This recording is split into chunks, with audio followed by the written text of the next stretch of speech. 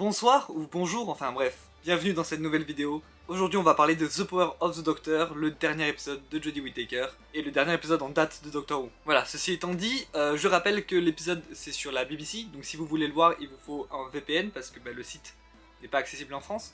Et pour l'instant il n'y a pas de sortie en France, mais ça ne saurait tarder, je vous ferai une vidéo pour vous prévenir.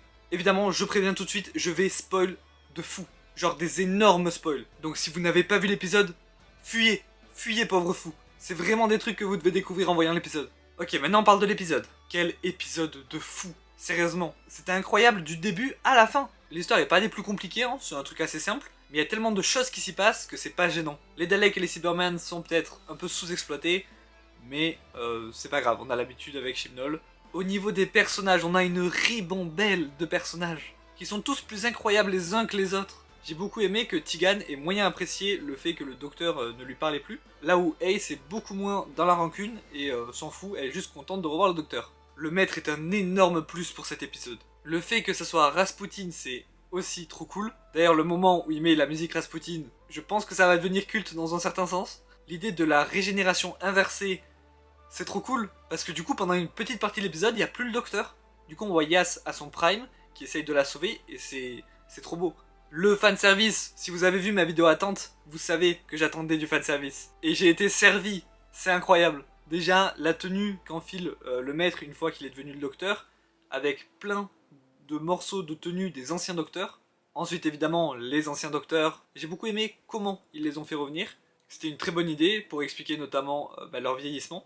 Ensuite aussi dans le fanservice, il y a beaucoup de refs, notamment Ace qui appelle le docteur le professeur, Ace et les Daleks aussi, les refs entre le maître et Tegan, enfin bref, je vais pas tout citer, de toute façon, il y en a plein. Et évidemment, il faut que je parle de la fin. Cette fin, à chaud en tout cas, elle est incroyable.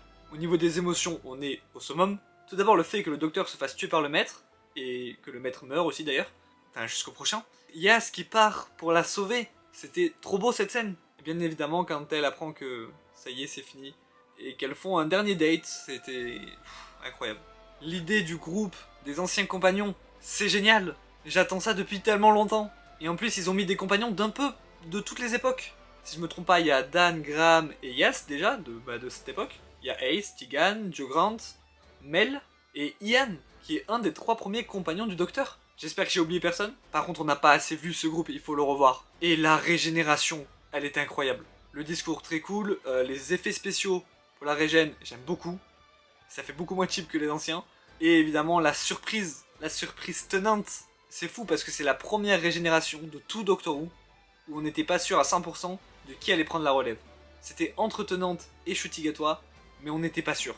Moi, j'ai tout misé sur Ncuti Gatwa, c'était pas lui. Mais par contre, j'avais dit que si ça devait être Tennant, je voulais qu'il y ait le what. Et il y a été. Non, franchement, rien qu'à chaud, déjà, cet épisode était insane.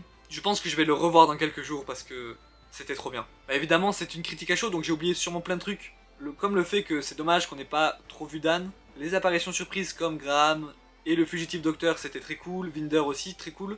Mais enfin voilà, je ferai peut-être une vidéo sur l'épisode, mais pas à chaud. Mais pour l'instant, ça va être tout pour cette vidéo. Évidemment aussi, on a eu un teaser pour les 60 ans de Doctor Who. Je vais en parler sur cette chaîne, mais juste pas aujourd'hui, parce que c'est déjà trop. Mais sûrement demain ou après-demain, il y a une vidéo dessus. Je suis trop hype et on n'a pas fini de parler de cet épisode et de la suite. A la prochaine, salut.